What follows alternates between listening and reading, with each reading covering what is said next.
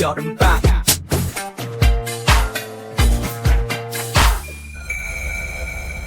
인천광역시 교육청 중등생 젤부 여름방학 우주 프로야 중등생 젤부. 자, 안녕하세요. 이번 시간에는 소설의 시점에 대해 살펴보겠습니다. 자, 바로 시작하겠습니다. 자, 소설의 시점이라는 것은 결국 서술자가 누구인가를 찾는 과정입니다. 자, 그 서술자가 누구냐에 따라서 1인칭 시점 2가지 종류, 3인칭 시점 2가지 종류, 총 4가지 종류의 시점을 살펴볼 수 있습니다. 자, 서술자란 무엇이냐? 서술자란 작품 속에서 이야기를 말하는 이, 즉 독자에게 이야기를 전달하고 들려주는 이를 뜻합니다. 자, 우리가 같은 상황, 같은 내용을 말하더라도 누가 말하느냐에 따라 그 과정, 분위기, 방법, 많은 요소들이 달라질 수 있죠. 자, 즉 누가 소설의 이야기를 전달하냐, 누가 서술자인가에 따라서 소설의 분위기, 문체, 나아가서 소설의 주제의식까지 영향을 미칠 수 있는 중요한 요소입니다. 자, 본격적으로 4가지 종류의 시점을 살펴보기 전에 왜 시점에는 2인칭이 없을까를 한번 볼게요. 자, 시점은 서술자라고 했고 서술자는 곧 말하는 이입니다. 자, 여기 그림에서처럼 나는 너를 좋아해라고 말하고 있는 경우 나라는 표현이 바로 1인칭이 될 거고요. 이때 대상이 되는 너, 이 너는 2인칭이 됩니다. 자, 그런데 2인칭이 또 말을 하기 시작합니다. 나도 너를 좋아해. 2인칭이었던 대상이 나라는 표현을 쓰며 말을 꺼내는 순간 1인칭으로 바뀝니다. 그리고 아까 1인칭이었던 대상은 2인칭이 될 수도 있습니다. 자, 즉 1인칭과 2인칭은 고정이 되어 있는 것이 아니라 나라고 말을 하면은 충분히 1인칭으로 바뀔 수 있는 겁니다. 자, 2인칭은 말을 할 수가 없는 존재입니다. 그런데 우리가 시점이라는 건 결국 말하는 일을 찾는 것이기 때문에 논리적으로 2인칭 시점은 나올 수가 없는 거죠.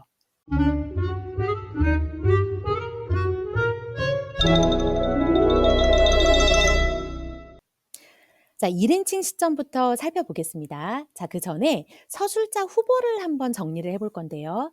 자, 일단 우리가 소설을 읽는다라는 것은 자, 소설책을 탁 펴놓고 그 소설 안에 존재하는 상황, 시간, 공간, 여러 가지 배경, 그리고 등장인물들이 있을 겁니다. 자, 그 등장인물 중에는 주인공이 있을 거고 주인공이 아닌 다른 등장인물이 있겠죠.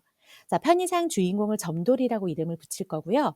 자, 주인공이 아닌 다른 등장인물 중에 누군가가 말을 한다면 그 서술자를 점순이라고 한번 이름을 지어보겠습니다.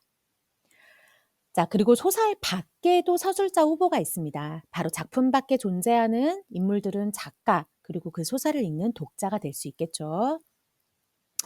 자, 일단은 작품 속 등장인물 중에 만약에 주인공이 서술자가 된다면 자, 나는이라고 1인칭 서술을 할 거고요. 본인이 주인공이기 때문에 본인의 생각과 심리를 가감없이 말해줄 수 있을 겁니다. 나는 점순이가 좋아서 얼굴만 봐도 부끄럽다. 그래서 내 얼굴도 빨개진다. 이렇게 얘기할 수 있겠죠. 자, 왜 그런지, 무슨 감정인지도 함께 말을 해줄 수 있습니다. 자, 반면에 주인공이 아닌 다른 등장인물이 서술자가 될 때, 즉 점순이가 주인공의 이야기를 해줄 때는 주인공을 관찰해서 이야기를 한다라고 해서 관찰자가 되는 겁니다. 자, 실제로 등장인물 중에서 주인공이 아닌 다른 등장인물이 말을 하긴 하지만 그 이야기의 내용을 살펴보면은 자기 이야기보다는 주인공, 중심인물의 이야기가 비중이 더 많겠죠. 자, 표현은 나는이라고 합니다. 점돌이는 나만 보면 얼굴이 빨개지는 걸 보니 열이 많은 편인가 봐 또는 나를 좋아하나 봐 이런 식으로 서술을 하게 되는 겁니다. 자, 누가 봐도 알 수 있는 말과 행동은 관찰을 해서 정확하게 전달을 할 수도 있겠지만 자, 그 주인공의 심리나 생각은 추측을 할 수밖에 없습니다. 자, 왜냐? 사람이 다른 사람이 또는 한 등장인물이 다른 등장인물의 마음까지 안다라는 것은 어려운 일이죠. 우리가 이제 통상적으로 상식적으로. 그래서 심리와 생각은 추측을 해서 전달하게 됩니다. 자, 그럼 아까 살펴봤듯이요. 1인칭 주인공이 서술자가 되면 시점은 서술자의 종류를 따지는 것이기 때문에 1인칭 주인공 시점이라고 부르고 자, 주인공이 아닌 등장인물이 주인공을 관찰하는 서술자의 경우 1인칭 관찰자 시점이라고 표현을 합니다. 자, 여기서 특징을 한 번 더 짚어볼 건데요. 아까 말했듯이 심리는 추측을 할 수밖에 없기 때문에 자, 내가 나만 보면 점돌이의 얼굴이 빨개지는 이유가 열이 많을 수도 있고 또는 나를 좋아해서일 수도 있습니다. 자, 뭐가 진실인지는 모릅니다. 그래서 이 관찰자가 이 맥락을 보고 진실을 전달할 수도 있고요. 거짓 정보를 전달할 수도 있습니다. 그럼 이 경우에는 독자는 좀 더 노력을 해야 되는 거죠. 함께 소설의 내용과 맥락을 보면서 이유가 뭘까 함께 추측하고 상상력을 발휘해야 되는 겁니다. 그래서 거짓 정보일 경우에는 바로 잡아서 또 다르게 해석을 해야 되는 거고요. 만약에 맥락상 이게 진실된 정보인 것 같아 라고 판단이 된다면 그만큼 공감을 또 할 수 있겠죠. 자, 작품 속의 등장인물이 서술자가 되는 경우는 다 살펴봤습니다. 주인공 아니면 주인공이 아닌 경우. 자, 그렇게 해서 1인칭을 마무리하고요. 자, 이번에 다른 서술자 후보를 찾으러 갈 건데, 자, 지금 작품 밖에 작가와 독자가 있죠. 근데 잘 생각해 보면 서술자라는 거는 작품의 내용을 이야기해 주는 사람인데 후보는 사실 한 명밖에 나오지 않습니다. 자, 이 소설이 앞으로 어떻게 전개될지, 앞으로 어떤 내용으로 펼쳐질지를 아는 사람은 작품 밖에서는 단 한 명, 작가밖에 없죠. 왜냐하면 작가가 이 이야기를 창작했기 때문입니다.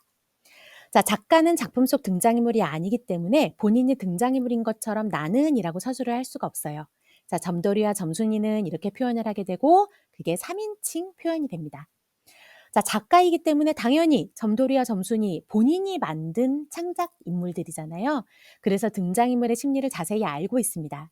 근데 생각해 보면 알고 있기 때문에 반드시 말해야 되는 건 아닙니다.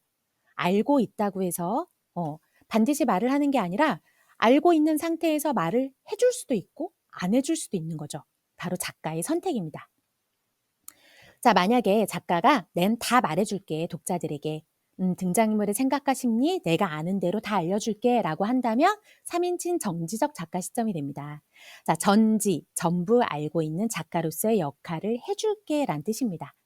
그래서 점돌이가 점순이를 볼 때마다 얼굴이 빨개지는데 왜 좋아하는지 말해줄게. 좋아해서 그래. 왜 그러는지 말해줄게. 좋아하는 심리야. 이런 생각, 이런 심리로 이런 행동을 하는 거야 라고 다 알려주는 겁니다. 자, 근데 본인이 알고 있더라도 말을 해주지 않을 수도 있습니다. 점돌이는 점순이를 보면 얼굴이 빨개졌다. 자, 왜 그런지 무슨 생각이었는지는 알려주지 않아요. 그럼 이것도 독자가 판단을 해야 되는 몫이 되는 거죠. 작가는 다 알고 있지만 본인을 관찰자의 위치에 놓는 겁니다. 그래서 3인칭 작가 관찰자 시점이라고 부르게 됩니다. 자, 지금까지 살펴본 시점 4가지를 모두 다 한번 함께 정리를 해보겠습니다. 자, 작품 속 등장인물이 서술자인 경우 주인공이 서술자라면 1인칭 주인공, 본인의 심리 서술해주게 되고요. 주인공이 아닌 다른 등장인물이라면 주인공을 관찰한다 라고 해서 주인공을 관찰하는 1인칭 관찰자 시점. 말과 행동은 관찰해서 전달해 줄 수 있고 심리와 생각은 추측을 해서 전달합니다. 그래서 독자가 함께 판단을 해줘야 되는 그런 역할을 해야 합니다. 자, 작품 밖의 서술자 후보는 단 한 명 작가라고 했고요. 자, 점돌이와 점순이 3인칭으로 표현이 되고요. 자, 등장인물의 심리를 아는 만큼 자세히 말해준다면 전지적 작가. 자, 알고 있지만 그냥 말과 행동을 관찰하는 관찰자의 역할에서 머문다면 3인칭 작가 관찰자. 이렇게 정리가 됩니다.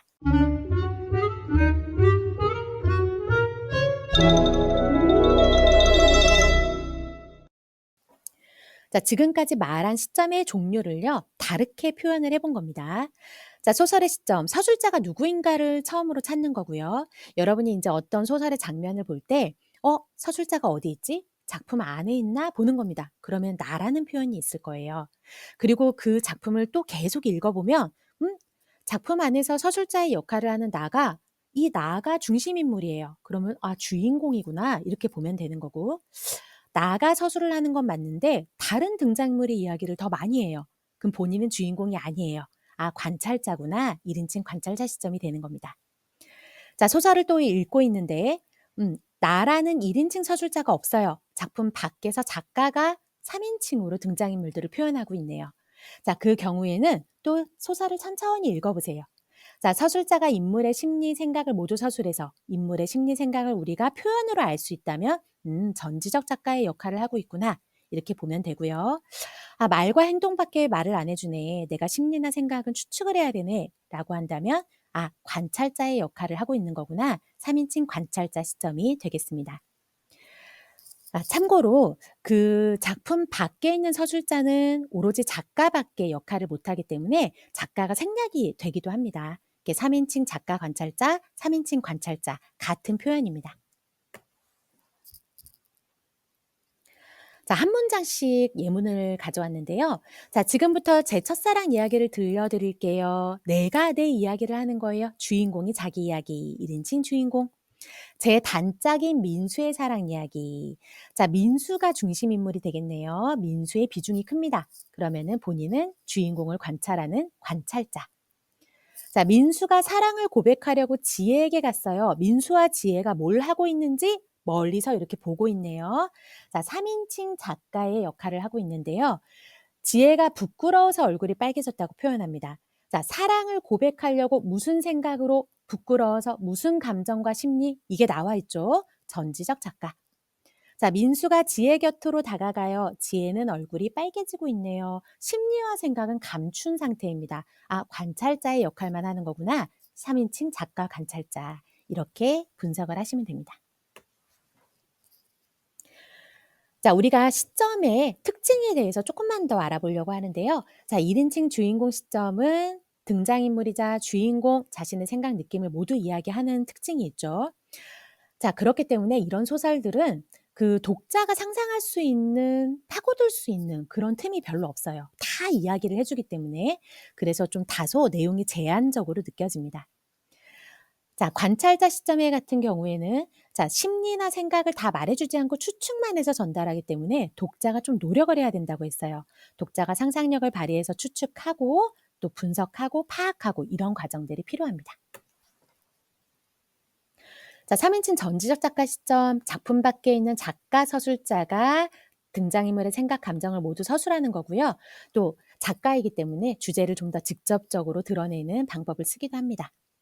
자, 1인칭 관찰자와 마찬가지입니다. 자, 서술자가 작가이지만 여전히 말을 안 해줘요. 1인칭 관찰자처럼. 그래서 이것 또한 독자의 몫이 됩니다. 독자가 상상력을 발휘해서 등장인물의 생각, 심리들을 그 의미를 좀 찾아내야 됩니다.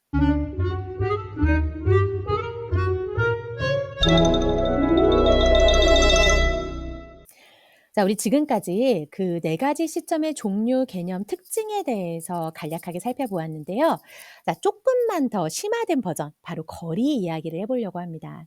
자, 문학 작품의 거리는 주관적, 심리적인 거리, 그러니까 몇 미터 이렇게 따지는 게 아니라요. 주관적이고 심리적인 거리, 즉 주인공에 대한 이야기를 얼마나 해주는가. 그러니까 우리가 이렇게 느낌, 가까운 느낌, 약간 먼 느낌 이런 것들을 이야기하는 건데요. 한번 살펴보겠습니다. 자, 1~3인칭 관찰자 시점의 거리 같은 경우에는 자, 왼쪽에 위치한 등장인물과 서술자를 한번 볼게요. 자, 서술자와 등장인물의 거리는 멉니다. 자, 관찰자 시점, 즉 등장인물의 심리 생각까지는 모르죠. 그래서 거리가 멀다, 친하지 않다 이렇게 표현을 하는 거고요. 자, 서술자가 아는 게 별로 없어요. 서술자가 등장인물의 속마음 생각까지 알 수 없습니다. 그러면 독자에게 말해줄 수 있는 것도 그만큼 적어지겠죠. 그러니까 아주 내밀한 얘기, 아주 깊이 있는 얘기를 하는 느낌이 안 듭니다. 그래서 서술자와 독자의 거리도 멀다 이렇게 표현을 하는 거고요. 자, 그럼 독자 입장에서는 서술자가 나한테 말을 해준 게 없어요. 많이 알려주지 않았어요. 그 사람의 막 내밀한 심리, 막 생각까지 알려주지 않았기 때문에 그거를 알기 위해선 본인이 노력해야 됩니다. 다가가야 됩니다. 그래서 등장인물과 독자의 거리는 가까워지는 겁니다. 자, 반면에 1인칭 주인공 시점과 3인칭 전지적 작가 시점은 서술자와 등장인물의 거리가 가깝습니다. 자, 심리와 생각을 일단 다 알고 있고요. 자, 1인칭 주인공 시점인 같은 경우에는 본인이 본인의 심리를 아는 거잖아요. 내가 나를 제일 잘 알죠. 예, 그래서 거리가 가깝다 이렇게 표현이 되고 서술자가 아는 게 많기 때문에 독자한테도 많은 말을 해줍니다. 자, 서술자와 독자도 친한 그런 사이가 됩니다. 가까운 사이. 자, 그럼 이런 경우에는요. 독자가 가만히 있어도 서술자가 와서 왜 그랬는지, 무슨 생각이었는지 다 말을 해주기 때문에 굳이 등장인물에게 다가가려는 노력을 할 필요가 없습니다. 그래서 등장인물과 독자의 거리는 멀다 이렇게 표현이 되는 겁니다.